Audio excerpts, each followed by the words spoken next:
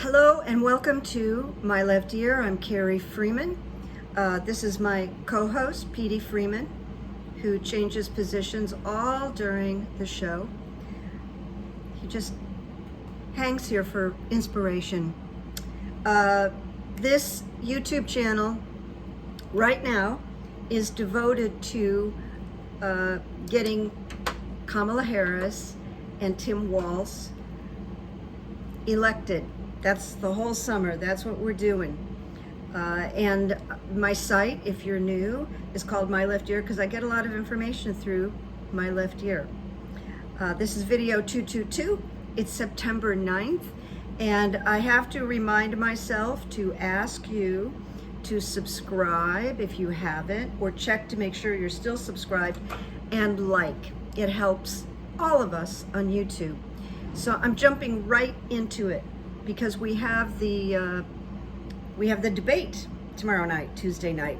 So I asked the runes, will Kamala Harris succeed in a big way from the debate? That's what I asked. Let's get right to it. You know what? I'm gonna take away the the anxiety, the question, and just say yes. Yes, she's going to do very well. But let me tell you why. The first rune I pulled was the rune of constraint, and it is a rune of challenge to the self. So she has a challenge. We know that. And it says we each have our own dark little places that have been closed and not allowed the benefit of fresh air and sunshine. But this is giving her the bright light. This is giving her the sunshine. And sun is a disinfectant. So it's an opportunity to dispense that which has bound us, okay? The constraint which has bound us. So now this is an opportunity to disperse what has held us back and bound us. And she's the representative. When this rune appears, it is no surprise that you are going to be challenged. She is going to be challenged. There will be a few moments tomorrow night. And challenged on an intimate level. The message with this rune of constraint is interesting. It says, know thyself. Well, I think this is one of her great strengths, by the way. She knows herself. She's been in so many different situations, challenges, circumstances that she knows herself. And she's exhibiting that now in every single rally, speech, interview. And this rune, constraint, is the great teacher. And I can't imagine anybody coming through such a debate with such an impossible foe that doesn't come out of it learning something, no matter how brilliant she is. It does say, don't take this world personally, which I don't think she does at all. Work with the shadow. And rectification comes before progress. So this is going to be good. I love that there's a little bit of warning and wake up and know that this is going to be challenging. Of course it is. But challenging for the right individual, and that would be Kamala Harris. So here's what I love about this particular reading about Kamala and the debate. She got the rune of wholeness twice. This has happened today in my preparation a few times. But in this reading, wholeness is just beautiful. And she got it twice. So it says, after traveling through the entire set of runes, we come to wholeness, that which our nature requires. And that would be all of us. All of us are longing for a feeling of wholeness. It's been such a fragmenting time, years actually. But this is about the impulse towards self-realization, and it is about achievement. Achievement. And she is going to achieve.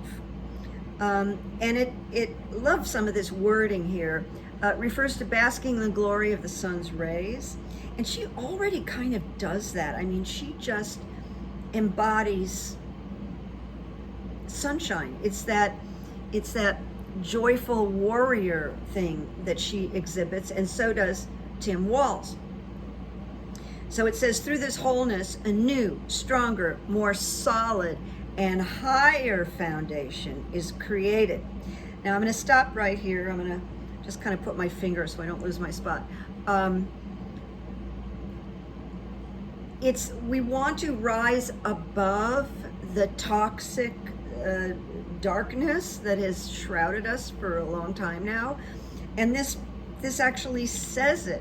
A more solid and higher foundation is created.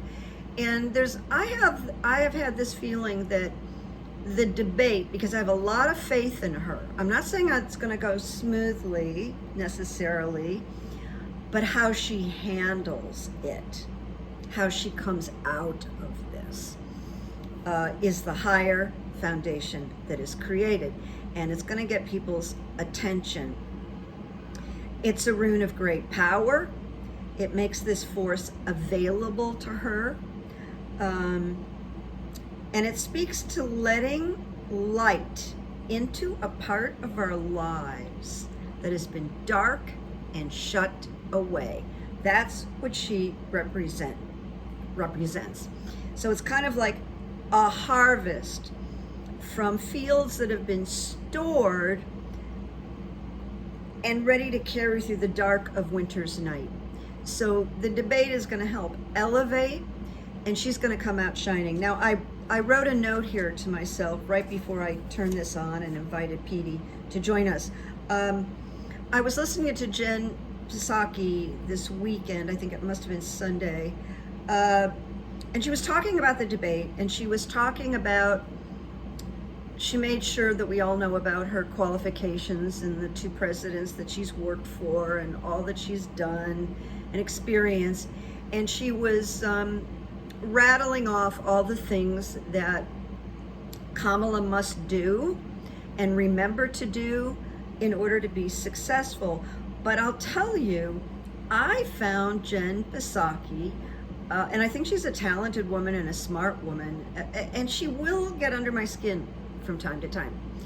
She got under my skin when everybody was piling on Joe Biden and trying to get him to step down from running. And she bugged me yesterday. And what it was sort of like this talking down to Kamala Harris. And it was a little bit of a I'm not being accurate, I'm not being literal, but the feeling was, well, she better, do this, and she better, do that.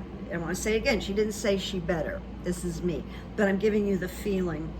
And I felt she was kind of condescending in a way, whereas I can only speak for myself, is I have a lot of confidence in Kamala Harris. If we look at how the whole her team has been planning and implementing and directing, it's been near perfect. Her choices have been near perfect.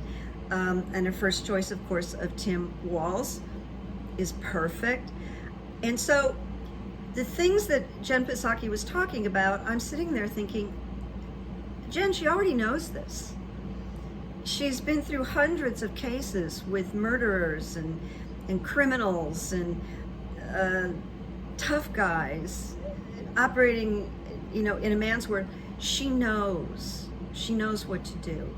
And she has been up against these monsters. So I just wanted to say that. I was disappointed that maybe somebody else, maybe you listen to another reader and they'll say something different. So I can only speak for myself. I was like, have a little more faith. Have you not been paying attention to this woman? She is powerful, and now she's really getting to let this flag fly. So that's that. All right, now we're going to go on to the Texas Senate race, which is Colin Allred trying to take out Ted Cruz. So I'm just going to read you something from Newsweek. Not happy about this reading, I want you to know. So from Newsweek, it says polls have consistently shown Cruz leading Colin Allred. And the Cook County Political Report ranks the race as likely to be a Republican victory in November.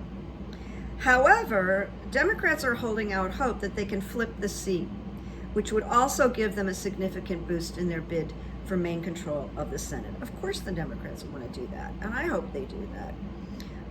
But a new poll published on Friday by Emerson College shows a relatively tight race, indicating that Allred is within a margin of error. Some polls show Cruz leading much higher than a margin, so it's hard to know. According to the polls, and you know how I feel about polls, Cruz is ahead by 4 points, garnering the support of 48% of those surveyed, while Colin Allred is backed by 44%. And an additional 8% are undecided. So it's so tight. Well, I did runes on it. All right, and the runes, the first one, will Ted Cruz lose the Texas Senate seat? That's how I phrased it. And I got the rune of possessions twice. And this makes me nervous, all right? So possessions is the rune of fulfillment and ambitions satisfied, rewards received, and that would be Ted Cruz, according to this toss that I did of the runes. Possessions remind us that we need to ensure that we have consolidated the gains that we have achieved, or we could lose them through neglect. It portends a time of good fortune, a positive flow of energy. So it also indicates celebration. Oh, I just really hate this because I hate Ted Cruz. All right, then we got for Ted partnership. Partnership of all kinds. And most people think either business or romantic, but there are all kinds of partnerships. This could be partnerships, and I actually wrote this, between crooks and enablers who walk together. And there are a lot of them in Texas. We know this. Been reporting on Ken Paxton and Abbott and all the dirty dealings. So we'll see. You know, sometimes I just want to be wrong. I have been feeling, not through the runes, but through my ear, that Colin Allred could just win by a whisker. That he could. Now, that could be my wishful thinking. But I know the first time I saw him speak, I went, oh my God, this guy is great.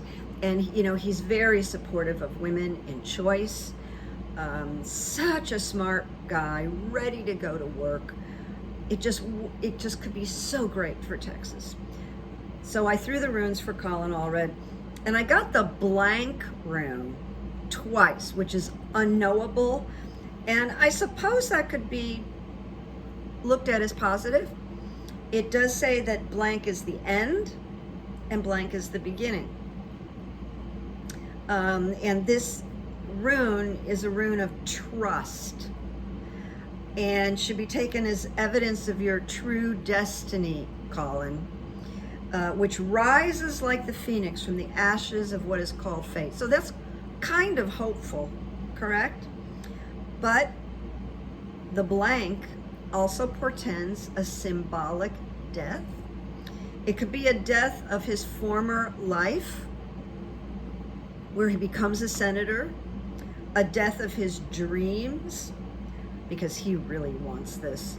And it may relate to some part of his life that is not applicable.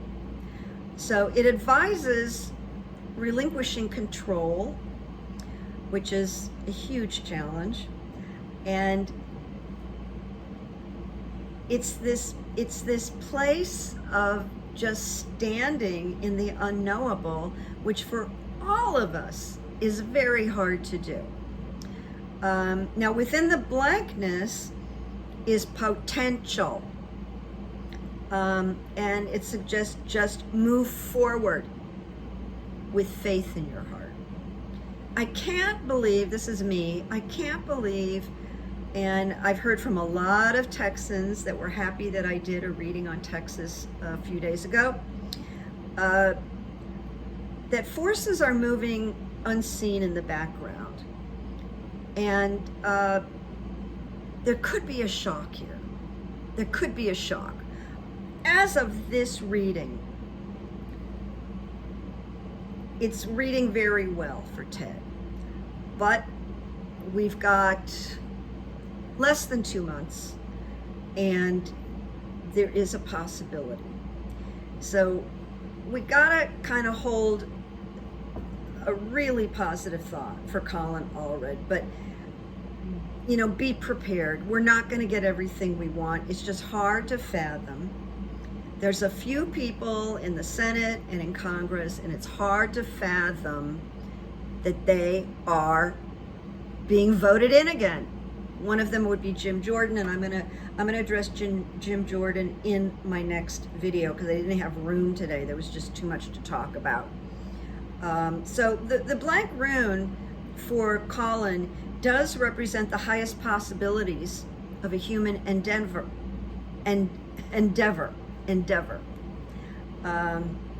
So he has to just kind of work very hard and be there with his arms open and his hands open to receive. Then for Colin, I got the opening reversed, which is a darkening. Some aspect of his life that is no longer appropriate to the person that he's become. It's like a death. I thought Pete said something. So it does tell Colin that he should be giving up the old gladly and live for a time in the emptiness. And it says his new direction is to become illuminated in proper time. And I would not be shocked if he loses, that Kamala might find a place for Colin Allred in her enormous, in her cabinet, her staff, just like Biden did with Joe Buttigieg. So I'm just going to mention that. And then I pulled a clarifier for Colin, and I got disruption, change, freedom, invention. It's breaking free from a constricting identification as the candidate, but that could be him moving into another position, getting appointed to another position. So with disruption in one fatal swoop, it could rip away one's current perception of one's reality. All right. This is difficult for me because there's certain people I really dislike, and I don't want to give them a good reading, but I have to stay true here. So that did not make me happy, but I'm still open to the possibility of a surprise. Okay, that could be part of the disruption. Change, freedom, blah, blah, blah. Like, what? So let's hope for that. I asked a question. Here, we're going on to another room.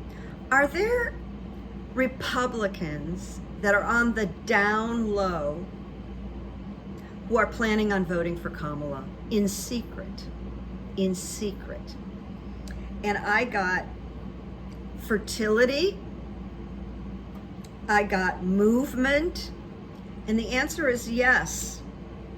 Yes, there really are Republicans who are going to privately vote for Kamala. We don't know who they are. We don't know who they are. I also got the warrior reversed on this. But fertility and movement, this gives me a big yes. So that could be an element of surprise. And I'm going to talk about the element of surprise in a moment. Now I'm just going to jump in here for a minute. And we're back to a Mark Elias who has hundreds and hundreds of constitutional attorneys and voting rights attorneys working on all the challenges all over the United States. But here it is, news. GOP lawsuits set the stage for state challenges if Trump loses the election. Well, we knew that. However, Mark Elias said, "My team and I beat them more than 60 times in court in 2020. I promise the GOP that we are even more prepared in 2024. Okay? So Mark Elias has an enormous staff, and they are prepping for this. They are prepping for this. I'm gonna talk about in the next video that Judge Merchant in New York, the judge who with the silver hair, who has presided over the 34 indictments, hush money in New York, he's postponing the sentencing, and he has his reasons for it until after the election. And there are different positions on that, and I'll talk about that on our next video. But let me give you some good evidence, okay? I didn't want today to run too long. Good evidence. Professor Alan Lichtman officially predicts that Kamala Harris will win the election. Harris Waltz will win the election. And there's only been once that Professor Lichtman has been wrong, and I think it had to do with Bush Gore, that mess with the election. Other than that, he's called it. Well, he called it. He's been very patient. He's been careful not to get ahead of himself, and he finally came out a few days ago and said, yep, I'm going to predict it. It's Kamala Harris. And that, my friends, is damn good evidence, right? Okay. Now we're going to go on to the quotes. And Judge Chutkan in Washington, D.C., who's now got the January 6th indictments back in her control, all right? And Trump's lawyers went in front of her. Trump was not there, and pleaded with her to not have this evidentiary hearing where all of this information against Trump is going to be exposed without a trial, which is actually good. It's just information given to us, given to the United States for voting, so they can make an informed, not that MAGAs care about being informed, but so in the arguments, I think Lauro, one of, that's his name, Lauro, one of Trump's attorneys, says to her, you know, we're coming up on this very sensitive time, Your Honor, and we really shouldn't be blah, blah, blah, blah, blah. And I guess she leaned back in her chair and said, are you referring to an election that's coming up in November? And he said, yes, very sensitive time. And here's her quote. I love this quote. She says, this court is not concerned about the election schedule. Boom. I mean, wow. Just laid it out there. This court is not concerned about the election schedule. Now, my next quote has to do with this just horrific shooting at the high school in Georgia, the APATHY, and I hope I'm saying it correctly, and I apologize if I'm not, high school, at the APATHY High School, where 2 teachers died and 2 students died, perished. And Hillary Rodham Clinton said, this is her quote, "We know regular mass shootings aren't a fact of life." Now, that's what J.D. Vance said, that classroom shootings are a fact of life. Can you imagine a VP being more passive, not looking for solutions, not being outraged? And Hillary went on. So I'm just going to repeat what she said that J.D. Vance said. Regular mass shootings are not a fact of life, per J.D. Vance, or something we just have to get over, per Trump, that we just have to get over it. Yes, Trump actually said that. Because they weren't always a daily reality in America. This is what Hillary's saying. They weren't always a daily reality in America. She says, we can have safer communities. Don't stop demanding action to get better. And if ever there was a time to ban assault weapons, and that would also include the waiting period, the background checks, maybe the age changes, but assault weapons, that was Uvalde. That was this week with a 14-year-old boy whose father gave him an assault weapon, I think for his birthday. If it wasn't his birthday, it was Christmas, but I think it was his birthday, and he's 14. Now, I don't know if you heard this, but the young, I'm calling him a boy, he's 14. His mother called the school counselors and said, look, this is dire. I'm worried that my son is going to do something. And they just showed up too late. She knew, she called, and the father, who's now up on charges of manslaughter, I don't know if it's manslaughter 1 or manslaughter 2, it doesn't matter. He's up on manslaughter charges, ignored visits, I think by the FBI, saying there's a problem here. He ignored it. He ignored it. Yeah. So there you have it. The next My Left Ear video is 223, number 223. I'm going to talk a little bit about Jim Jordan versus, Tammy, I didn't write down her last name, who is vying for that seat, a Democratic Senate seat in Congress, and getting Jordan out. I'm going to talk about that. I'm going to talk about someone asked me, is there really talk about undocumented immigrants receiving loans to buy homes? I did a little research on that. I'm going to talk about that.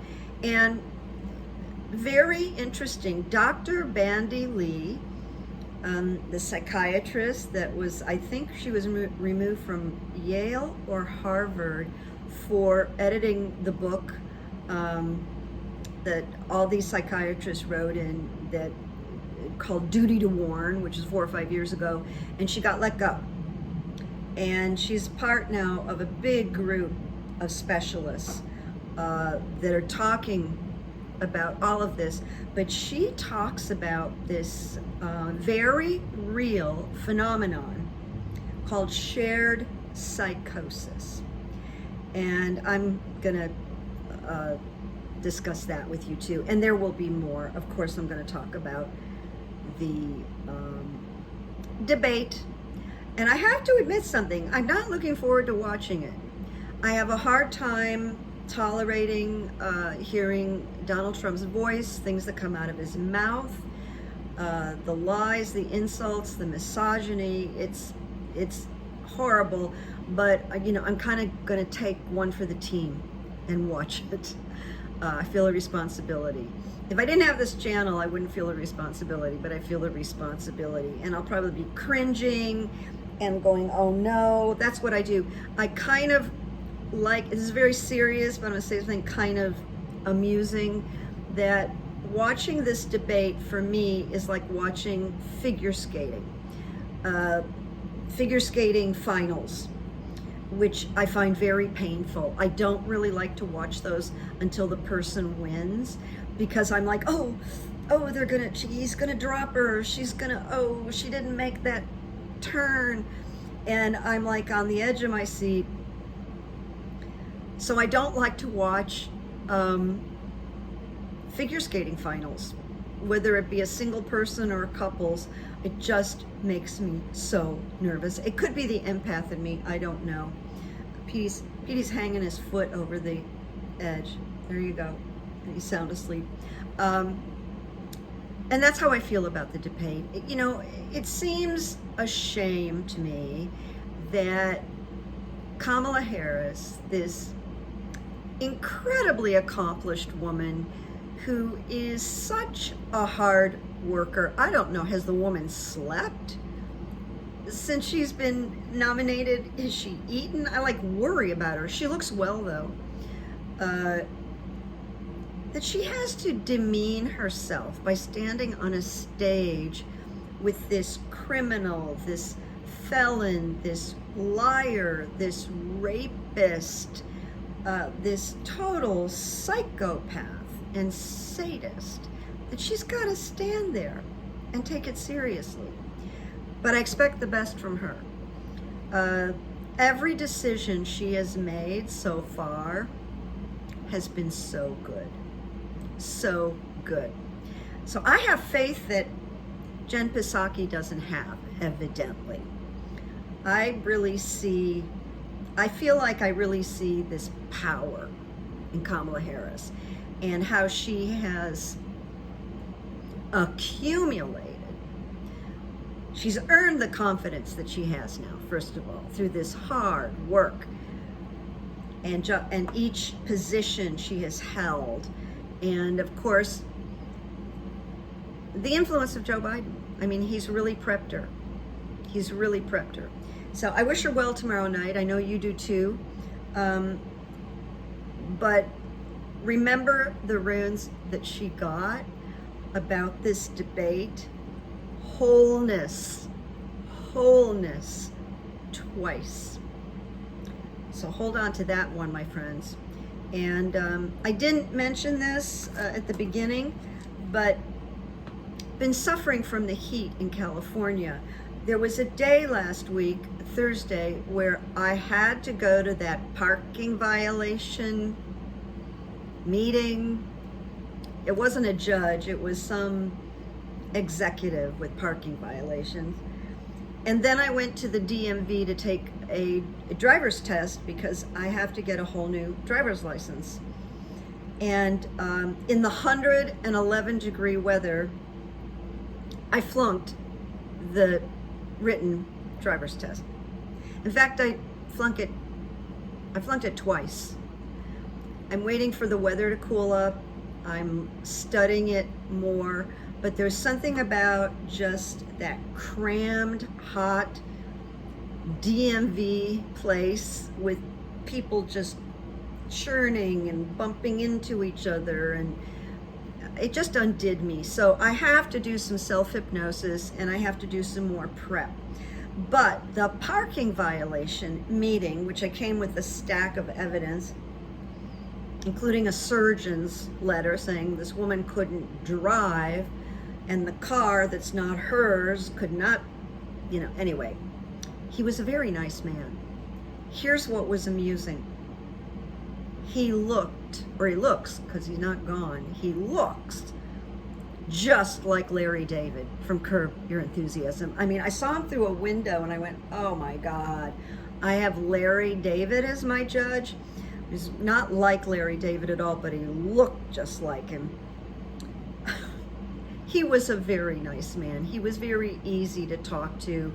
I laid out my situation and all my proof, and he laid it out.